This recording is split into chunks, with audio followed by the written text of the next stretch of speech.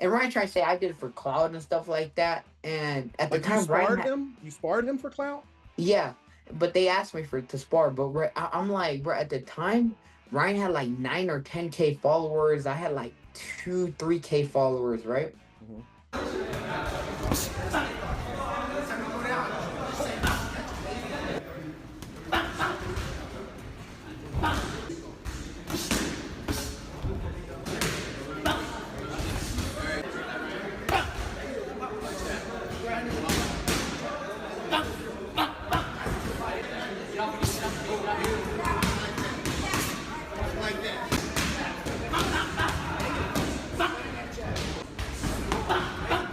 Otis calls me, because I didn't train at Floyd's gym. I trained at Johnny Toko's, and he's like, "Hey, these guys saying that you sparring on him," and I'm like, "On who?"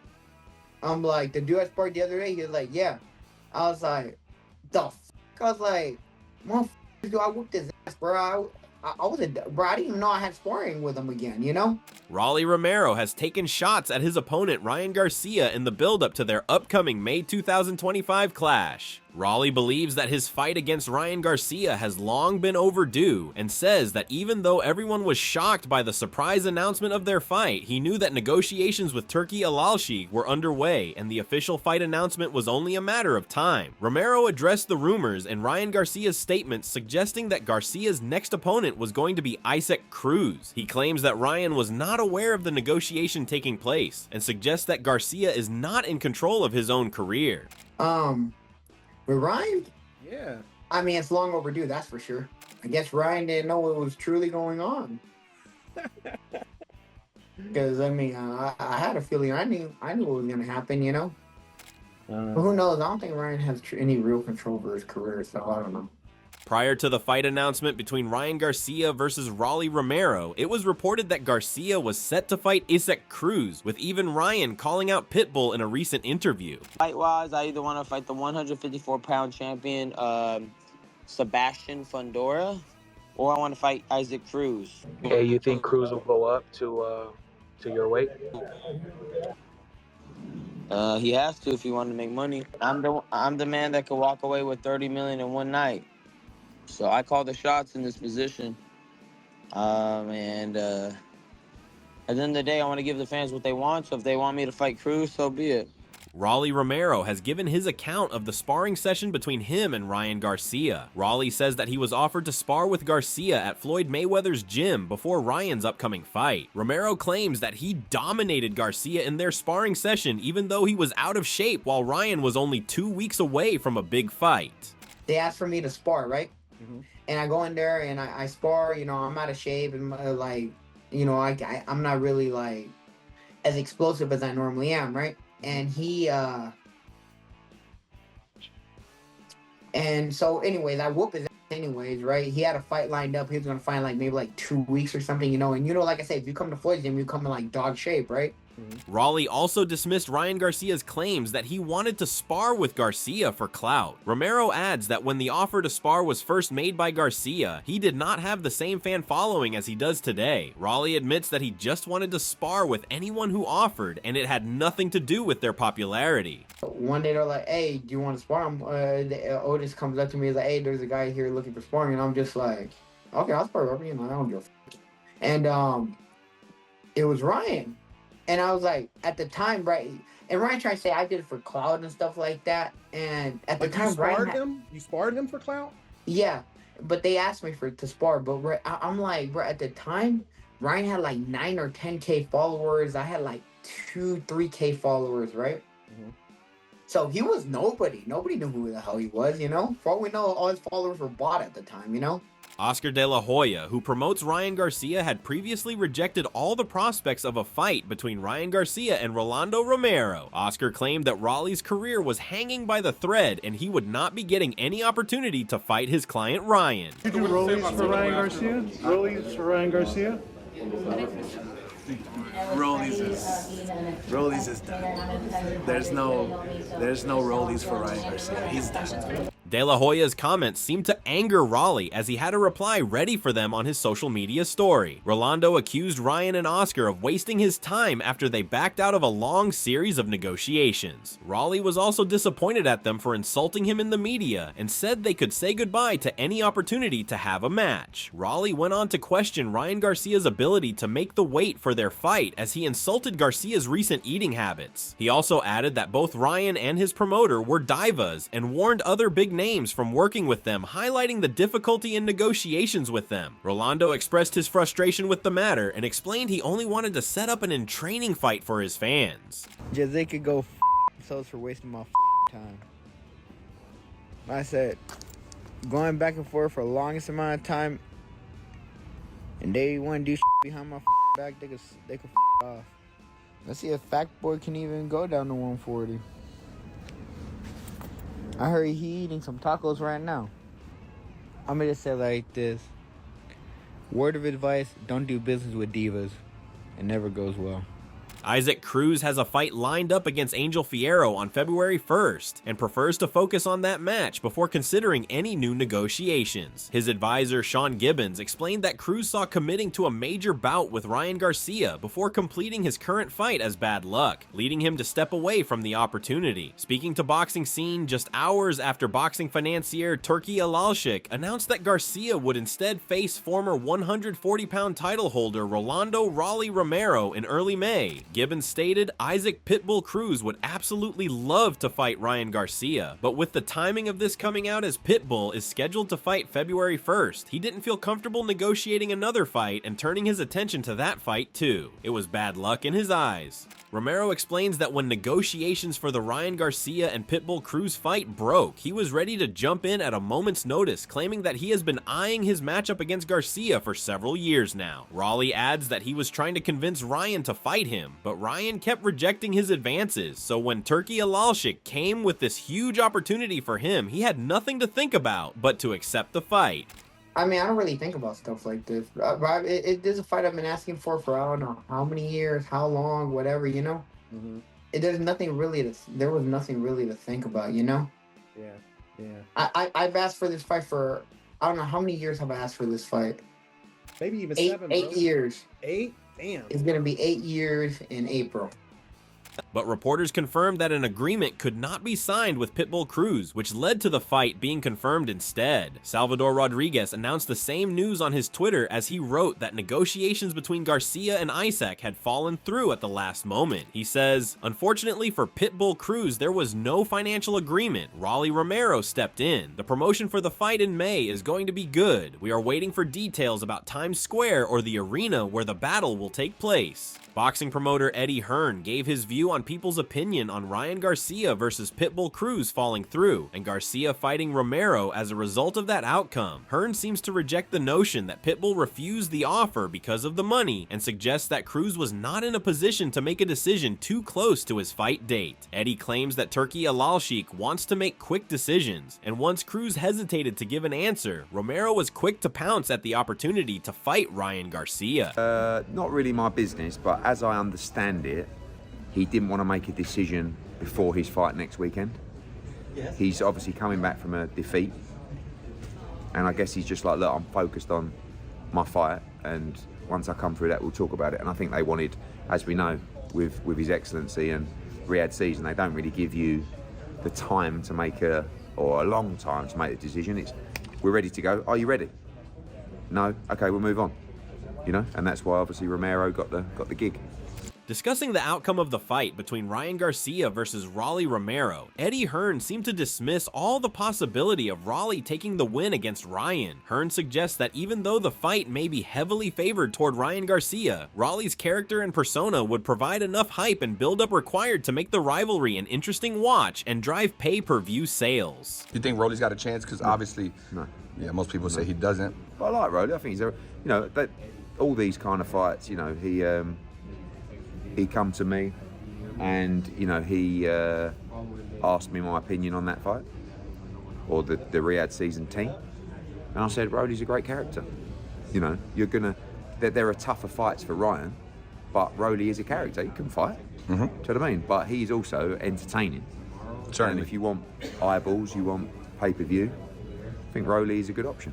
Robert Garcia seems to suggest that both Ryan Garcia and Devin Haney fighting on the undercard could only mean one thing, which is to use this event to build hype for their rematch. He adds that both Ryan Garcia and Devin Haney needed a comeback fight before as Ryan returns from a 2-year suspension to fight Raleigh, while Haney looks to get a confidence booster with his fight against Ramirez. That they're fighting on the same card, and then October they fight each other. Correct. Both are gonna Okay. do that. I think they're trying to build up Ryan versus Haney, but I don't know. It was tough, man.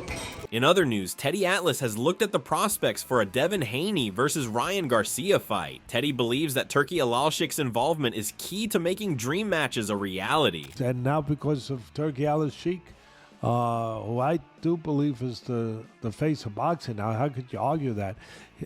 We're getting fights. We're rejuvenating a sport that needed some rejuvenating because the fans were not getting the fights they wanted, quite frankly. So Teddy believes that Turki Alalshik is ultimately looking to set a fight between Ryan Garcia and Devin Haney. He claims that the Garcia versus Raleigh Romero fight gives Garcia a chance to make a return to boxing following his PED use suspension. Atlas adds that Devin Haney also needed a confidence booster after a poor performance against Ryan Garcia, and believes that the fight against Jose Ramirez would give him the perfect opportunity to get it. You know, Garcia's been suspended, so it's a comeback, gives him a fight back before possibly rematching with Haney. And Haney, of course, lost the fight to Garcia, took a lot of punishment.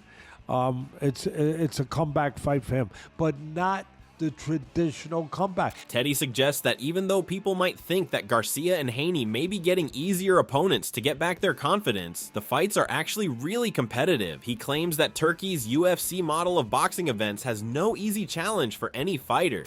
Because you don't get the traditional comeback fights from Saudi Arabia, from Turki Alalshik. You don't get that. You get competitive fights, even when they are supposed to fit into the traditional comeback fight for one guy to have a little easier touch. It's becoming a little bit like Dana White's UFC, where there are no easy touches, where, you know, the formula is simple: competitive fights. Come on, you want to fight? Competitive fights. Teddy recalls the previous fight between Garcia and Haney and claims that Devin went through hell facing off against Garcia. Atlas suggests that Ryan Garcia was the wrong matchup for Devin Haney, as he was a much larger fighter than Haney's previous opponents. Teddy believes that Devin and his father went with the wrong approach in the fight against Ryan, since their game plan did not suit Haney's strengths, which was a counterpunching style. Atlas believes that Devin thought he would be able to run through Garcia with brute force, which ultimately did not work out for him. Look, Haney went through hell in that fight. Yeah, you could argue he fought the wrong fight, and I think he did.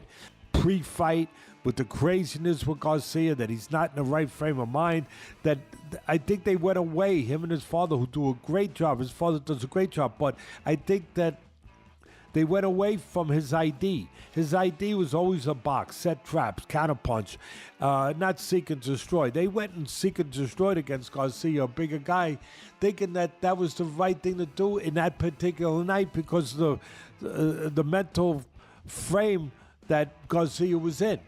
And it didn't turn out to be the right way to fight. Teddy also analyzes Ryan Garcia's potential fight against Isaac Cruz and questions whether Garcia has the mental strength to cope with Cruz, who will offer Ryan nothing to take advantage of with his relentless fighting style. And what's the one thing we were worried about with Garcia? Mental. Whether or not he mentally could handle pressure, whether or not he mentally, he handled in the Haney fight, but whether or not mentally he could handle somebody coming to take his soul.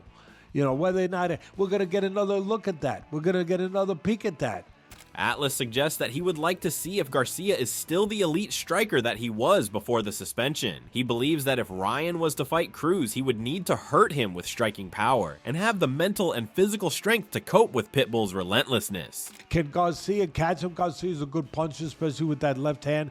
Can he catch him coming in? That's what you like to do with Cruz. Try to catch him, keep him on the outside with your jab, catch him coming in. Can Garcia do that? Can he hurt him? Or can Cruz break him down mentally and physically?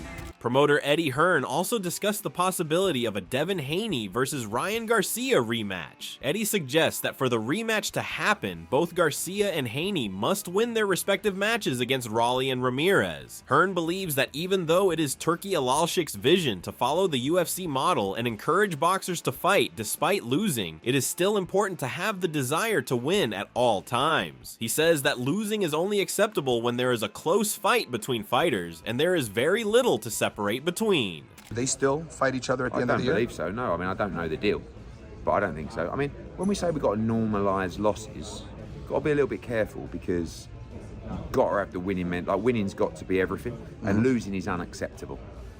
That's how I feel about top-level sport.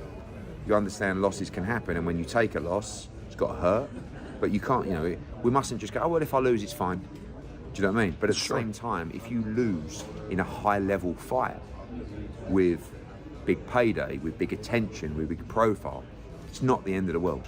Hearn also predicted what he expects to see from a potential Ryan Garcia versus Devin Haney rematch. Eddie claims that Haney's confidence and mentality will play a huge role in the outcome of that fight. He believes that Devin's previous fight against Garcia could have had a huge toll on Haney's mentality, and suggests that Haney must get a huge performance against Ramirez to get back his confidence. Despite the doubt surrounding Haney, Hearn has always been a longtime supporter of Devin and believes he could pull through. As he says, he is an outstanding fighter and a winner. I don't know, you need to have a certain type of mentality to go back into that rematch with Ryan Garcia and win. Devin's a winner, right? So, but physically and mentally, what happened to him that night, he may be fine. He may just come back as the same fighter, a more determined fighter, or he might be gun shy. There might be a couple of dents in the armory. Oscar De La Hoya suggested that a rematch against Devin Haney was not on the priority list of Ryan Garcia's next opponents. Oscar claims that the previous fight between Garcia and Haney showed the difference between both fighters, and believes that the result was comprehensive enough to suggest that there is no need for a rematch. He believes that the ultimate decision for the rematch is up to Garcia himself, but suggests that Ryan should look at other opponents like Teofimo Lopez, who will give more hype to the boxing fans. De La Hoya believes that Devin Haney is not a name that will give fans a reason to be invested in the fight. If Ryan Garcia wants it, then that's what he wants. But me personally, I see no need for it. Ryan Garcia destroyed him, and that's the bottom line. So I think we have to make the best fights possible. And there's fighters here like Teofimo. There's fighters here that we can match up Ryan with anyone and make a terrific event. Bill Haney, who is both Devin Haney's father and manager, suggested that his son Devin and Garcia are due a rematch that is fought under fair conditions. He rejected Ryan's dominant performance against Haney after the result of their previous fight was voided due to Garcia's alleged PED use. Bill has decided to take the aid of Saudi advisor Turki Alalshik to assist in the negotiations for a rematch, and has left the ball in Garcia's court. He says, "The biggest deal is on the table, and you can't cheat Devin Haney in the Riyadh season." Bill has suggested that a rematch under Turki Alalshik's card would be fair for both Garcia and Haney. He adds that negotiations with Ryan's team would otherwise be impossible, and says that now a rematch between Garcia and Devin is very plausible in the Riyadh season. We are with the one and only Turki Alalshik, and there's no sides, because he'll make the sides be one side. And we're ready to fight anybody, anytime. When Turki puts it on the table, it's fair. Devin and Bill Haney have expressed their desire to have the rematch against Ryan Garcia on multiple occasions. They believe that Garcia and his promoter De La Hoya are shaking off their requests and making the negotiations for the match impossible. They add that Turki's personal interest in the rematch has changed the narrative, and if both Ryan and Oscar reject the fight now, then that suggests that Garcia's PED use allegations were true after all. A big 2025. We got a lot of plans, a lot of fights that could be made. Ryan Garcia, that's a fight that we want to make, but Ryan Garcia doesn't want to make the fight. Turki pulled Oscar's skirt up. You know what I mean? They don't want to. He's walked down this carpet, said that he doesn't want to make the fight happen, and he knows that the world wants to see the fight. You want to see the fight, and everybody else wants to see the fight. And Turki is the only person that can make it make it happen where it's fair on both sides. That was all for today. How do you think Ryan Garcia and Devin Haney will fare in their comeback fights before their eventual rematch? Let us know in the comments below, and be sure to subscribe to the channel to get notified whenever we upload a new video.